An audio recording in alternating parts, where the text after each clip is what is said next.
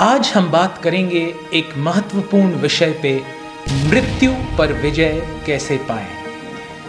कृष्ण भगवान गीता में बोलते हैं 8वें चैप्टर के 5वें श्लोक में, अंतकाले च मामेव स्मरण मुक्त्वा कलेवरम।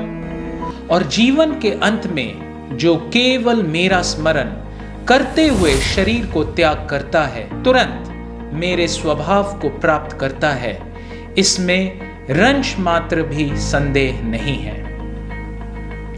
एक बार मैं आईआईटी में क्लास ले रहा था तो एक स्मार्ट इंजीनियर ने उठा और हाथ उठा के बोला, डॉक्टर साहब मैं तो ज्यादा मेहनत नहीं करूंगा।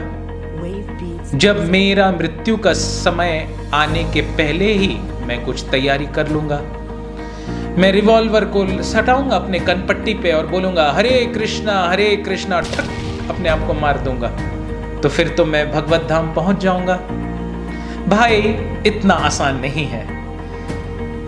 रिवॉल्वर को सटा के तो आप हरे कृष्णा बोल पाएंगे, लेकिन जैसे ही ट्रिगर दबेगा चेतना इधर उधर चली जाएगी। Whatever you practice throughout the life, that only you can remember at the time of death. जो चीज आपने जिंदगी भर प्रैक्टिस किया है, उसी की चेतना अंतकाल में होती है। यानी जिंदगी भर गलत काम किए और ये सोचे कि अंत में मैं कृष्ण को याद कर लूंगा, ये बिल्कुल संभव नहीं है। क्यों? क्योंकि हमारे सूक्ष्म शरीर में ये सारे इनपुट्स धीरे धीरे डेवलप करते हैं। तो क्या करना चाहिए? भक्ति के जो अलग अलग अंग हैं, उसे हमें अपने जीवन में स्मरणम, कीर्तनम, वंदनम, ये सब में ध्यान देना चाहिए। भक्तों का सत्संग, भगवत गीता, भागवतम, ये किताबों को पढ़ना, जप करना और प्रसाद ग्रहण करने से हमारी चेतना की शुद्धि होती है और धीरे धीरे हम मृत्यु का प्रिपरेशन करते हैं।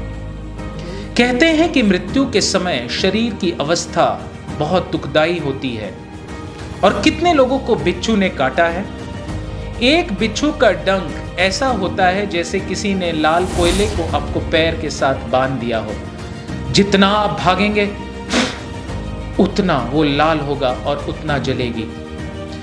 और मृत्यु के समय 80,000 बिच्छुओं के डंक का दर्द होता है।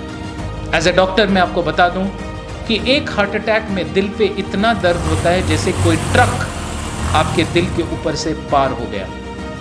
तो ऐसे तकलीफ वाले सिचुएशन में भगवान को याद करना क्या ये आसान काम है? इसीलिए 8वें चैप्टर के 6ठे श्लोक में कृष्ण बोलते हैं, यम यम वापि स्मरन् भावम त्यजन्ते कलेवरम तम तम वेति कौन्तेय सदा तद्भाव भावतः। हे कुंती पुत्र, शरीर त्यागते समय मनुष्य जिस जिस भाव को स्मरण करता है वो उस भाव को निश्चित रूप से प्राप्त होता है। मृत्यु के जस्ट पहले आपकी पूरी जिंदगी एक रिवर्स फ्लैशबैक की तरह रील उल्टा चलने लगती है और आपको सारे चीजें याद आने लगती है, अच्छे पल और बुरे पल। और जो भी पल से आप सबसे ज्यादा अटैच्ड होते हैं, वो मेमोरी आपके मस्तिष्क पटल में और आपके सूक्ष्म शरीर में प्रकाशित होती है। और वही स्टेट को हम अगले जन्म में अपने कर्मों के अनुसार वैसे ही शरीर को प्राप्त करते हैं। तो एग्जाम तो हम बहुत दिए हैं और हर व्यक्ति इस दुनिया में बहुत एग्जाम देता है, लेकिन जो फाइनल एग्जाम है या अंतिम परीक्षा, वो है मृत्यु। और उसमें अगर आपको डिस्टिंक्शन लाना है, भगवत धाम जाना है, तो ये 2 श्लोक को ध्यान करते हुए हमें अपने थॉट प्रोसेस को, अपने कर्मों को सुधार के दिव्य चेतना और भगवान की भक्ति में संलग्न होके इस भक्ति को अपने जिंदगी में प्रैक्टिस करना चाहिए, जिससे हम इस जर्नी में और लाइफ के पर्पस में सदा सफल होंगे। मैं हूं doctor Saurabh Chaudhary, your ancient Indian Vedic ambassador. आपको बहुत बहुत धन्यवाद। अगर ये वीडियो आपको पसंद आया तो कृपया चैनल को लाइक करें और सब्सक्राइब करें और मेरे ऐप को डाउनलोड करें। धन्यवाद।